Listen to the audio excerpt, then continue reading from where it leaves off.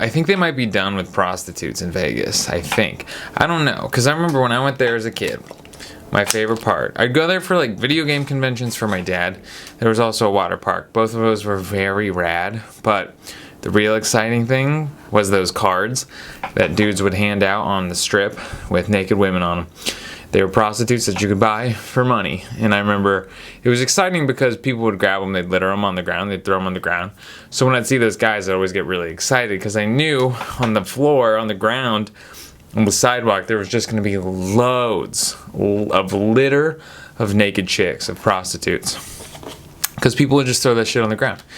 They get a picture of the prostitute, they take a look at the prostitute, see it's like she's not pretty enough, costs too much money, or maybe there were, you know what's crazy, in the 90s, there probably weren't any boy prostitutes. Those cars probably didn't have any men on it, because more than likely, I feel like women don't really hire prostitutes. I don't know. For all I know, women could hire more prostitutes than men. I don't know. I could be wrong, but I don't think I am wrong. And I think in the 90s it didn't occur to anyone that men could have sex with other men, or that they would want to do that, because there was probably, you know what I mean? There weren't nobody's flipping cars with naked dudes on them, which is kind of, now if they had the cards, which they don't, I don't know where the cards went. I don't know if you have to get your prostitute on Airbnb or something.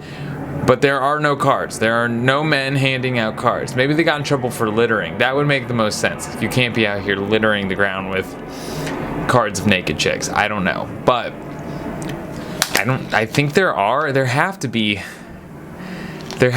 like low-key male prostitutes, but you never saw any. Oh, and I also remember the real exciting thing. So my dad did these like video game conventions. He'd always go to these, see what cool video games were there, what new type of Tekken or Pro Bass Hunter or Big Buck Hunter was out.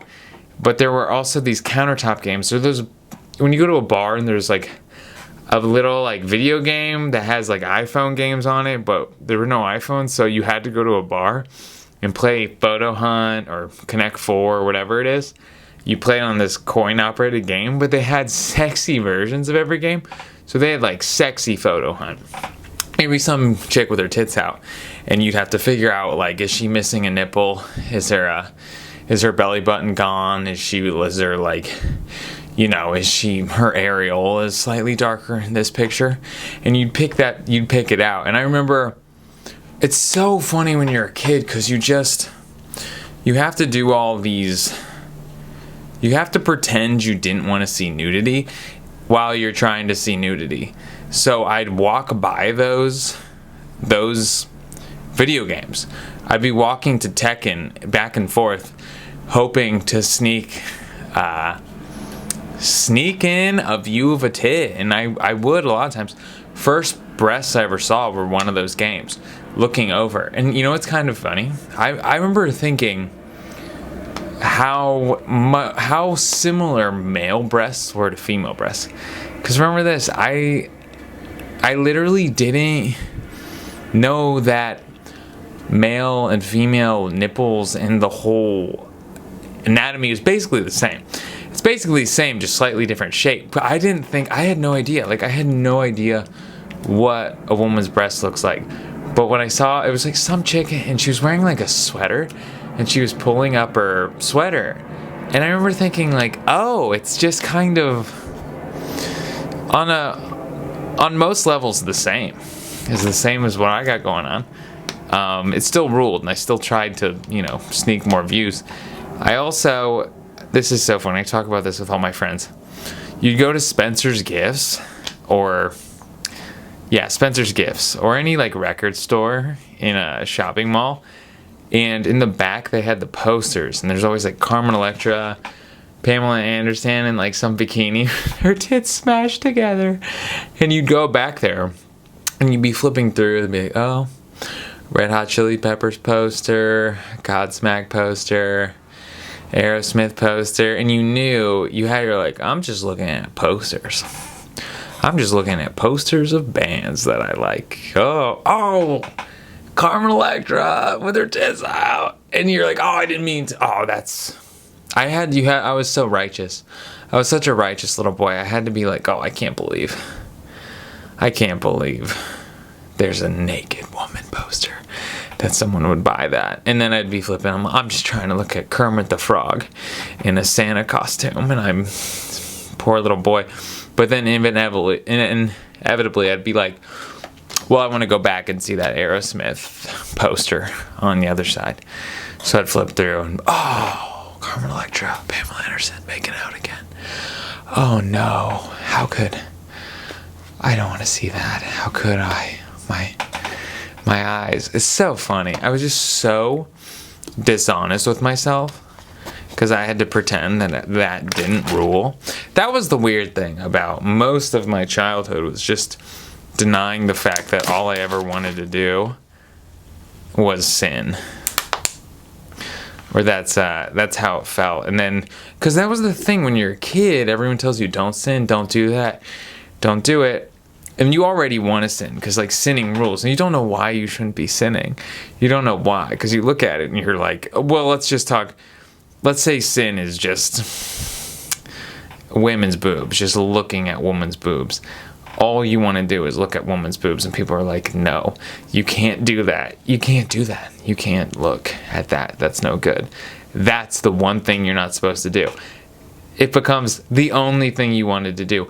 And I'm not exaggerating. You wanted to like play in ball pits, play some video games, eat pizza, and see some boobs. That was it. So it was like, okay, you can play in ball pits, you can eat pizza, you can play tag, you can play laser tag, but you can't look at boobs.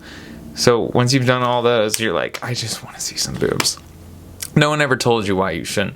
That's mainly my gripe with growing up, was no one told me why, I mean, everyone had pure intention, but no one ever told me why. No one ever gave me a real answer why. And I think that's the real, because even if you want to grow up religious, even if you want to raise your children religious, just so they have some structure, I don't think like the 10 Commandments, I don't think the Bible's great, because it really doesn't teach you why. Because all you really have to say to a kid is because God said so. Because then I'm not being anti-religious. I think religion's good. I wish I still stayed with it. I wish I had some sort of moral compass, because now I'm floating around the world, whatever, life sinning and bumping into walls. When I see people with like a moral code to live by, I get jealous. But I think growing up, I just didn't know why, because it was just like, well, it's in the Bible. It's in the Bible. You believe in the Bible. And of course I was like, yes, I believe in the Bible. Because if I didn't believe in the Bible, I'd go to hell. So they said, well, it's in the Bible, so just do it. Like, fair enough, So then you get older and you're like, you don't live in a house with your parents. And then you're like, I could sin and nobody would find out. That's what it is. And then you do. And then within moments after you do all these fun sins you've been dying to do, you realize that's why you don't. That's why it's complicated. So I just wish someone would have told me why. Not that it matters. I didn't screw up my life. I don't have AIDS. I don't have a DUI. Not that that's the end of your life, but these are big things that kind of affect your life forever. I don't have either. And I'm grateful, but I could have easily had it just because I didn't know the consequences of my actions. Maybe. I don't know. But I do, yeah. I don't miss childhood at all. I always felt powerless. I just felt powerless all the time in childhood. I was thinking about this. You know how sometimes you have in life, you're like, man, if I only would have gone this direction, if I would have chosen this, if I would have gone this way, if I could go back and do it again. I think about that and I think, what if I had to go back 6 years? If I had the opportunity to go back 6 years and do things differently. There are things I wish I would have done differently, but I don't want to go back and relive the last 6 years of my life. I don't know if that makes sense to anyone, but I wouldn't want to do that. I wouldn't want to go and be like, I'm back now. I have all the memories that now don't exist because I've gone back in time to relive this and fix my mistakes. I'd be so bored of the next 6 years. I wouldn't want to do that because you think, well, I get to live more of my life and have a longer life. I'd be wiser. and I'd be in a different spot. When I think about that, I'm like, no, I wouldn't want to go back. I'd be so bored. You think, well, you could even be rich. You could pick the winning lottery tickets, and you could get it. You could whatever. There's an infinite amount of ways you could be rich. You could fix your mistakes. You could correct yourself. But I look back on that, I'd be bored. I'd be so bored. You would be bored. You'd be bored for the next 6 years, and that's why I think the most important thing of life is not being bored, because you think, oh, it's money. It's like, it's money, it's family, it's love, it's good behavior, mental wellness, physical wellness. These are all the keys to happiness. I don't believe that. I think really the keys, I think it's just you avoid being bored. Stay excited. Pick something that's exciting you. I think, oh my God, I realized in my life what was causing me, I hate this word. I hate it because everyone that has anxiety treats it like it's some affliction when it's just life, So what was giving me anxiety was trying to stay bored. It was financial security. Financial security, if you pursue that, you'll never have enough financial security. There's no amount of money that you can have, there's no amount of stability you can have that will make your anxiety go away. It's never going to happen.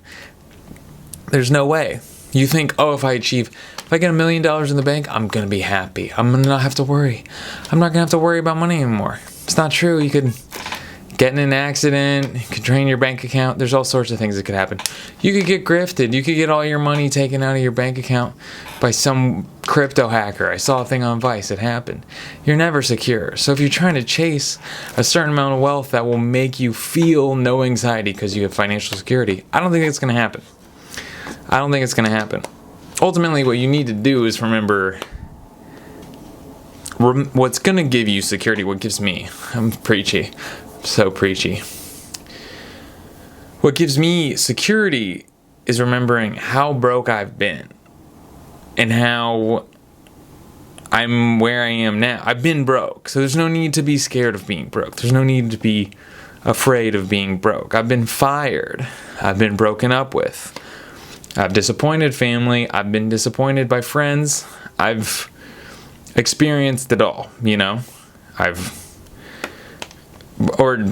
the most part, all the things that I worry about, I've experienced, all the bad things that people could do to me, all the things that are outside of my control.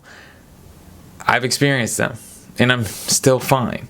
So I think you get relief from fighting your future and fighting things that could potentially go wrong by realizing things do go wrong, and they will go wrong, but you've been in those situations before. You've overcome them before, so why would you not be able to overcome them again? So trying to achieve something or ensure that something's never going to go, make sure that no one cheats on you, that no one steals your money, that every business transaction is, not going to leave you high and dry. I'm trying to think of another example. Thing that could happen, losing your job. That if you lose your job, anything, that you might be worried about the outcome, maybe a sickness or an illness. You've been there, and you've overcome it. So rather than think that there's something outside of you that's going to alleviate you of this anxiety, just remember nothing will, but the confidence that you can move past whatever life throws at you. That's what I think. I'm trying to think what specifically. No, for me, it was definitely money. It was definitely money. People fantasize about, if I become, everyone wants to talk about passive income all the time. They're like, I'm trying to get passive income so I can really start living my life. So I can, start traveling the world and, surfing every day and write a book and do whatever they want to do. The reality is, do that now. Why wouldn't you just do that now? Why wouldn't you just work that in your life? Having a job doesn't change anything. Having a job doesn't, you have 40 hours, figure it out. Spend less time at work. Go work 30 hours and figure out smaller version of your life, you know? But everyone thinks, oh, I need to be detached from everything and all responsibilities to start enjoying my life, which isn't true. And that's kind of what I realized. Everyone was like, oh man, you get this passive income, you can start really making your time for yourself. I'm like, even if I had the time, would I use it that way? If you want to do something, figure out a way to do it. You don't need to be somehow making some weird dividend on a stock or something that makes it so you don't have to work a day job. Just start living your life and start enjoying it, because I would do that. I would fantasize. Like, I had cryptocurrency and it would go up and down. And I remember telling people, I was like, oh, I'll take it out when it's a life-changing amount of money. And then I thought about it and I'm like, I don't want to change my life. I like my life. I enjoy it. I really do. So why am I waiting on this life-changing amount of money? So I took it out. I have a little bit of, paid a little bit off my mortgage, and that was nice. Now I don't have these fantasies of what life's going to be like if I'm some sort of trillionaire. I don't want to be a trillionaire. I actually like this now. And if I'm not happy with what I have now, I'm not going to be happy with $1 trillion. I really believe that. Because me would have looked at my life 6 years ago and said, there's no way you could possibly be discontent with what you have going on right now. And I was. So there's a past Joe that would look at me and be like, what the hell is the matter with you? You have this much free time and you're not doing this? Well, then you'll never do this, because I was the previous version of you and I said that's all I needed to be content, and you're not. So that helped me. That helped me a lot. Peace is like, I don't know. I think everything, unless there's some sort of physical ailment that's making your body hurt, your emotions are just the physical manifestation of your thoughts. Maybe. Or if that makes sense. If you're heartbroken, you really feel it in your heart. If you're anxious, you feel it up in your shoulders. If you're mad, you feel it like your blood boils. So if nothing's like physically imposing you right at that moment, it's all happening in your brain. It's your brain deciding, time to turn up the temperature on the blood, time to make the heart hurt, time to make the shoulders, it is. Think about when you get anxious. Think about your physical response to that. So if you can control that, which you can, it's your brain. It's you. It's your brain. It's your brain doing everything. And if people, if someone does watch this and they say, well, no, I don't have control of that. I have a disorder. I'm not in control of my brain. I am a slave to my emotions. That's too bad. I'm sorry about that. I don't know what that's like. But if you feel like you do have control of your brain, you do have control of your body, I don't know, maybe you're not a slave to it.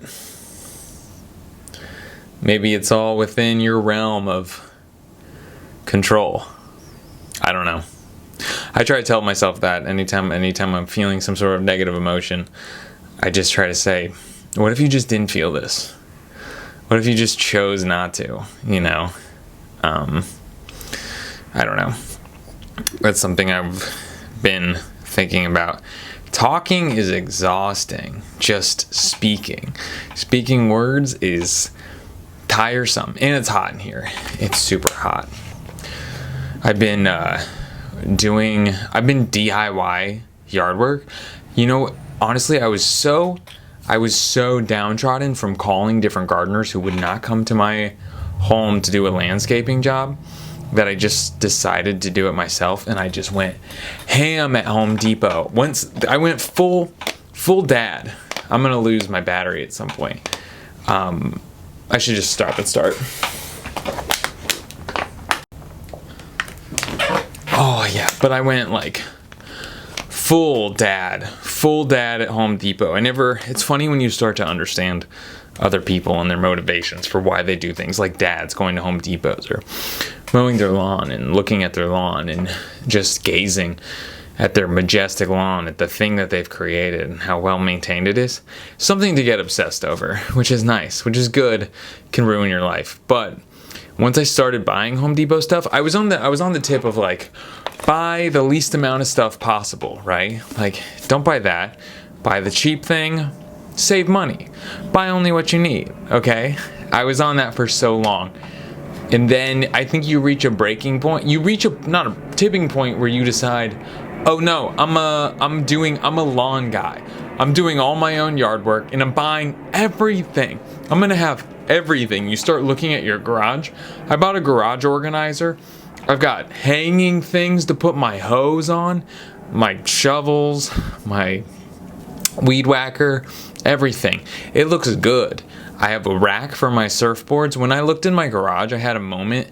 I have like a bunch of sweatshirts and hoodies and stuff that I never sold on like a business adventure that I'd done a long time ago, and it's all sitting on a rack and it looks really nice. So I saw my garage and what I'd created, and I was proud. I was like, it was one of those things of if I would have seen someone that was very proud of their garage and how well organized it was 5 years ago, I would have said, what a lame guy, what a lame person to be proud of that. Ugh, I was such a miserable person. But now I look at my garage and I'm like, I send pictures to people who don't give a shit. I send pictures of my garage and they'll do, you know when someone really doesn't care? When they pretend to care. If someone does, if someone says, stop sending me pictures of garage, I don't give a shit. They do. They're jealous. But when you send pictures of garage and people are like, oh wow, looking good, that's really cool, I like that. That's them not really caring. That's them not caring, but trying to give you what they think you want. And it's adorable, but when you read it, you're like, oh, I'm sending pictures of my garage to people who have no interest in my garage. But I started doing the front lawn, and it is, I really didn't know what I was doing. I was tilling it with a hoe. First a shovel, someone comes over and says, hey, you gotta like moisten the land before you start hoeing, before you start tilling. And I'm like, okay, great. And then I was using a shovel, someone comes over and is like, you need a hoe. You need a hoe, you can't be doing this with a shovel. And I'm like, great, thank you so much. And this is, the testosterone in me, part of my reaction is like, don't tell me what to do. Get the fuck out of here. But then ultimately these people were just trying to help, and they did help me. So I bought this giant tiller. Basically just fucks up the ground is what it does. It just goes in, spins, and destroys the ground. Turns up all the grass. So I'm at the point now where I'm raking up the grass, and I don't know how to separate the dirt from the grass. I don't know how to do this. So I'm just in the green trash can. I'm just putting dirt. Yesterday, I'm just putting dirt, loads of dirt in this trash can. And I'm thinking, I can't separate the dirt from the grass. I can't just put grass in here. It's gonna be dirt and grass. So it's full of dirt. And I'm like pushing it, and I'm like, this thing is so heavy. All right, this thing is so heavy. So the people came today, the trash collectors. So I'm thinking, I don't even know if the Jaws of Life thing is gonna be able to pick it up. Showing up this morning, I heard it coming, and I thought, this is gonna be great. If it tips, if they try to pick it up and it drops, dirt everywhere, and they ain't cleaning it up. So I was so nervous. So they come through, I hear them. I'm like, here it goes, and it grabs it, dumps it right in the back, no problem whatsoever. I was so impressed. So that dirt's I still have so much more grass. I don't know. It's something you get excited about, using your tools, and then after a while you just get so tired. I feel strong, like I work out, I exercise. I work out, exercise, same thing. I work out all the time.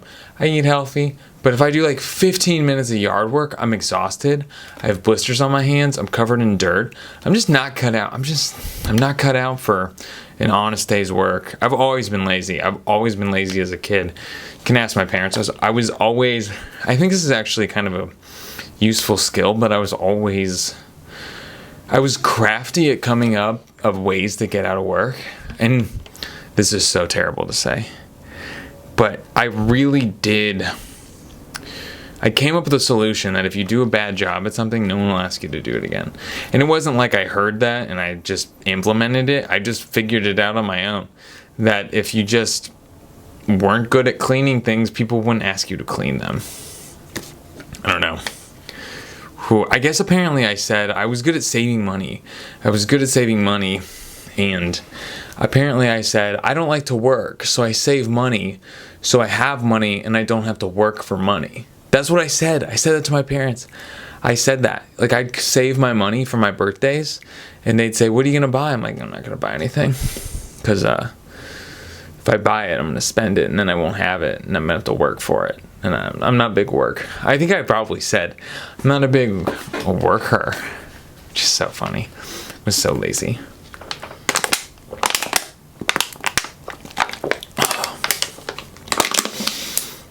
Yeah, but getting obsessed, I think you got to get excited about stuff, and I got excited about Home Depot. I got excited about succulents. I got excited about planting my own arugula. That was exciting me. That was making me, I feel like in your 20s, like, women in relationships, or dudes, if you're a woman or a gay guy, that's what gets you excited. Romance and like sex and all, I feel like that's primarily what's exciting to most people. Other stuff is too, but I think you get excited about that. Now that I'm in my 30s, I'm like, dude, I just want some nice cactuses in my front lawn. I have like wet dreams about a rock garden with some big what are they called? Agave plants coming out of it, I have this vision of a wide-angle shot of my house with these big agave plants coming out the top. And that's what turns me on. That's what gets me horny now.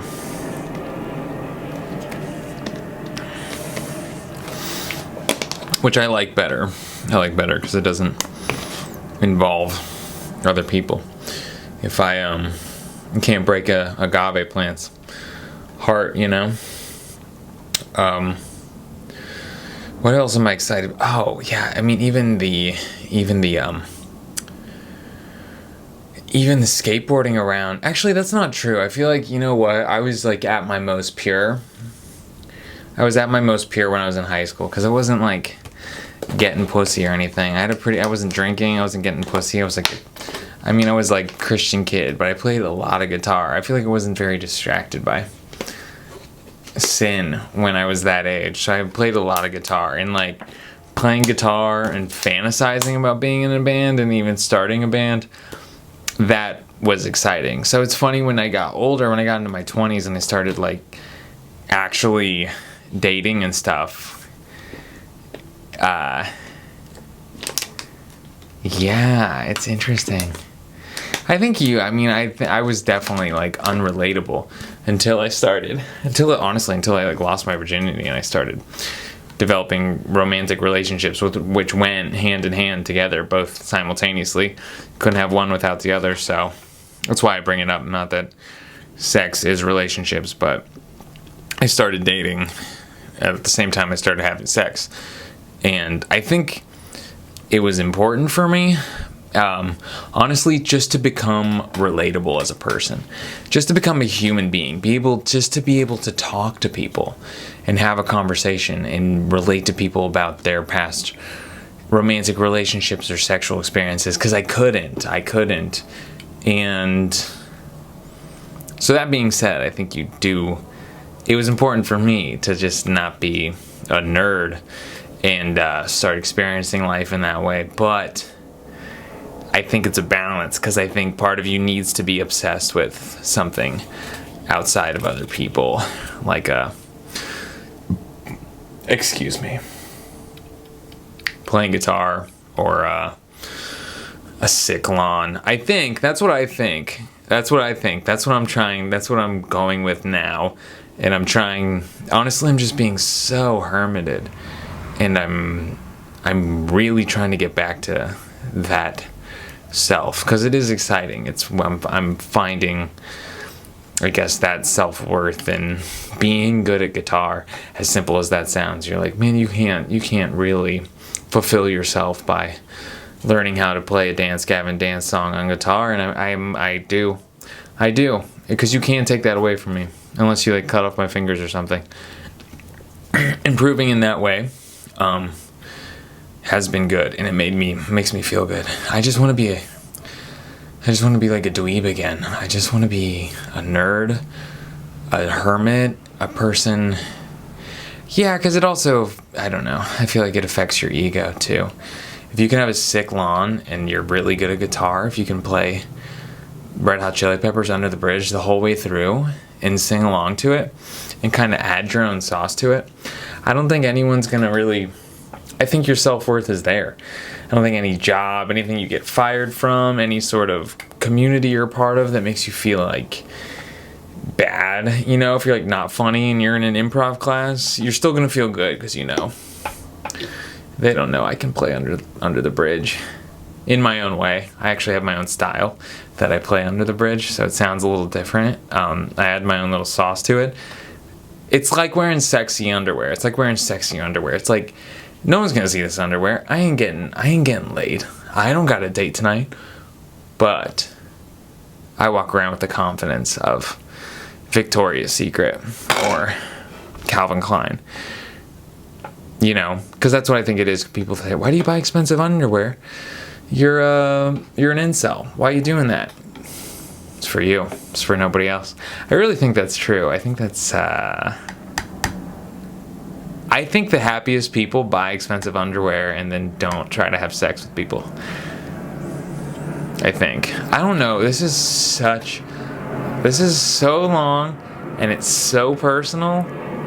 I don't know if I'm gonna release it, but why would I not? I don't think I've said anything racist or misogynist. That's the only thing I would try to catch myself from not saying, you know. And I would never say that. I trust myself that I'm a good person and that I live by my own ethical code that is, you know, with love and doesn't have hate. So why would I ever think that I would say something like that? I guess I used to be afraid that people would accuse me of being hateful. But now I don't care, because I know I'm not. What am I talking about? So people tell you it's not hot in California. It's hot in California. People say, oh, the climate's great. It never gets too hot. Like, it gets a little hot. It gets a little hot here. A little bit. So I'm in this room. I'm in my office. I got an office. Yeah, it's pretty cool. I'm bragging right now. I got an office. Like, sometimes when I have people over, I'll just kind of, because you need to see all the rooms. It's a tiny little house, but I'll walk by the office, and so I make people ask, well, what's in there? And I'm like, oh, it's just my office. People are like, oh, can I see it? I'm like, yeah, I mean, I'll show you, but it's just my office. If you just downplay the shit out of it, like, oh, I guess, you want to see the office? You want to see, I mean, it's just, you know, where I get all my work done, all my, like, creative, brilliant work, but I mean, I guess I'll show you. Just downplay the hell out of it and show people your office, which you've definitely, you know, have a bass guitar there and have a piano here. Never play the piano, but people probably think I do. It's really, I was gonna play it, but you can't play, like, I can't be like playing bass guitar, regular guitar, and piano and work a job all at the same time, you know? But it's nice to know it's there. It really is. But then also people come over and they're like, oh my god, you play piano, it's bass, and you know, they think you're really, really doing it big, like you're full on jam band doing you know, what's a band with a piano in it? Oh, The Fray. That's my example of a rock band with a piano in it. I don't even know. I mean, The Fray, I don't even know if they're a band. They're a band that I was really obsessed with when I was in high school, and now I go back in it, and some bands age well. Some bands age so poorly, like emo bands, that they do age well, that they represent in a moment in time. The Fray was like, it's something I go back to, and I think there's no way. I mean, I emotionally connected with it at the time, but it's something now that I don't want to go back and emotionally connect with that part of myself that really enjoyed it. No disrespect to them, they're a good band, but I don't want to see that junior in high school version of me ever again. He's dead. I don't know. It's hot in here. I think the fun thing is I can edit this. I can just wrap it. I can do whatever I want. I think that's all I've really done lately. So I think we're good.